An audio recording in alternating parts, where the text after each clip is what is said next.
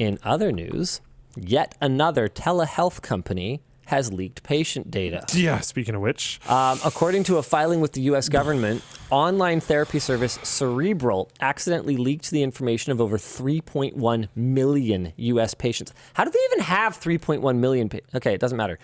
With third-party advertisers and social media companies through tracking pixels embedded in their code. Leaked information included patient names, phone numbers, email addresses, dates of birth, IP address, cerebral client ID number, demographic information, appointment dates. It gets worse. Prescribed treatments. Oh, God. Answers to self-screening assessments. And insurance details. So pretty much everything. Everything. Every possible thing. In addition to its legally mandated filing to the federal government, Cerebral posted a notification of the breach to its customers at the bottom of its website. 2 weeks ago, fellow mental health service BetterHelp was ordered to pay $7.8 million in damages. Not enough money! For mishandling patient information, including allowing third parties to use data for research purposes. Yeah, they should have just been, destroyed for that. Last month, online pharmacy GoodRx was fined $1.5 million and ordered to stop sharing patient data with advertisers, which it had apparently been doing for years. Our discussion question. Oh, delightful. When you meet our WAN show writer, you can remind this individual that they are delightfully naive sometimes. I think the discussion question is just to help kickstart us, not something that they're actually asking. Our discussion question is, you would expect companies dealing with sensitive medical data to be particularly attentive to the issue of privacy. Why aren't they? It's actually a interesting question to a certain degree. Because It is an interesting question. At least in the States, there's HIPAA, Health Insurance Portability and Accountability Act. And one of the things that I just thought about this because I found my original application to work with Linus yesterday and hilarious, cringed the entire way through it. It's really brutal. That's amazing. It ever got hard. Yeah, it actually is. Especially by you, because the amount of writing issues was it's worse than now, and now's bad. So you can take from that whatever you want. You did lie and say that you had skills you didn't have, so I was sort of misled there. There was that. Worked out. Don't do that. But I mentioned doing tech stuff in a little company that I ran. One of the people that I worked with was a doctor. Mm-hmm. And whatever the Canadian version of this is, I had to do a bunch of security stuff for them to secure their data so that they were in compliance. And it was they were really intense about it. This had to be very careful. This was a single individual. Yeah. And it was one of my biggest contracts that I had because of the amount of work that it required. And he was doing small office IT work and stuff like that, setting up NASs and it was mostly legal shops that just needed a lot of documentation on things, and we can't lose this if a fire happens, basically. If a fire happens, we lose our entire business, so we need to make sure this is okay. It was that type of work. It was actually kind of interesting. But yeah, this stuff exists. Canada has this, the US has this.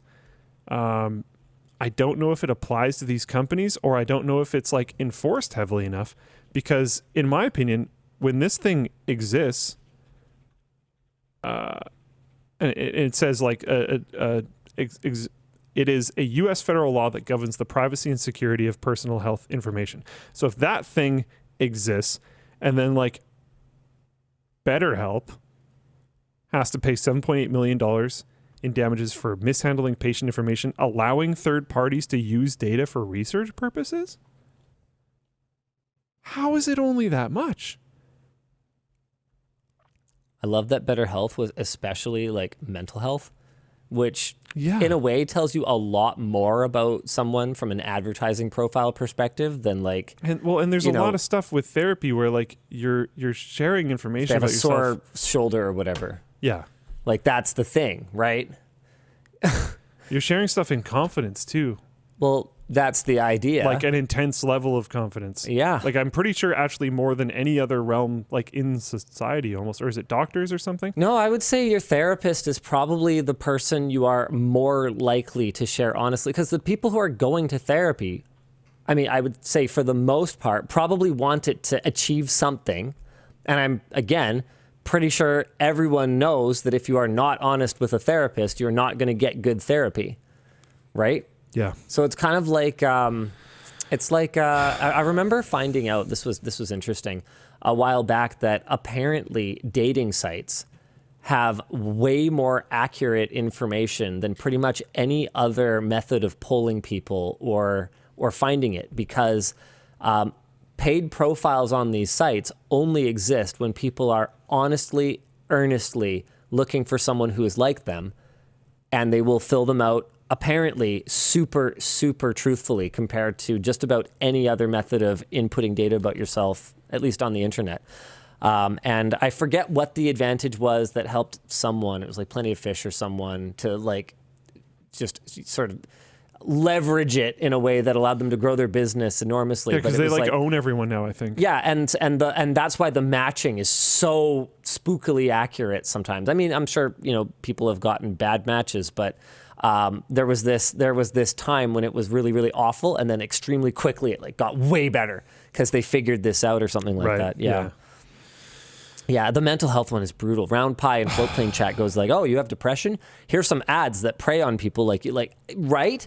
Because, man, the ad industry is woefully underregulated. We've talked about this on the WAN show before. There is billions of dollars a year and people currently pursuing master's degrees in order to work in the field of making sure that they can manipulate how you live your life in regards to how you use apps and websites and different things like that. That is genuinely a thing.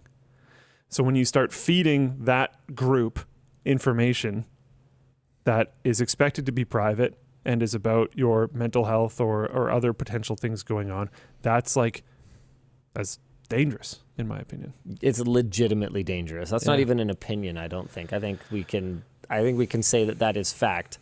Yeah. I don't know. Don't like it. Don't like it. Always felt icky about that kind of stuff, you know? But man, the amount of like gambling advertisement that's going on these days too. Oh yeah, it's crazy. Yeah. That ruins the heck out of a lot of lives. Yeah. I've told you this story, I think, before. I used to work at a place called the Canada Bread Factory. I think you can maybe put together what we used to make there. Canada? Oh, yeah. The whole country. Yeah. Manufactured there. It was common, relatively close to a casino. Yeah. It was, I'll say not uncommon for people to come back into work after like a weekend or something and be desperately begging for overtime because they blew their rent at a casino and they don't want to get kicked out. And I'm like, man, you knew while you were there. I know this person. I am 100% certain they knew what they were putting on the table or whatever it was money that they needed for rent. And if they lost, they were screwed. And they still did it. Like that's... Oh, it's so brutal. One of our Floatplane chatters says the number of ads I get for depression studies and ketamine therapy is wild, and I've never even done more than click on a BetterHelp ad. Like, what? Yeah.